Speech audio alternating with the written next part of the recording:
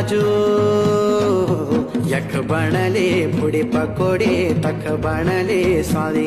ये आवाद गड्यों भेलू खेलला हे गाश बागवाली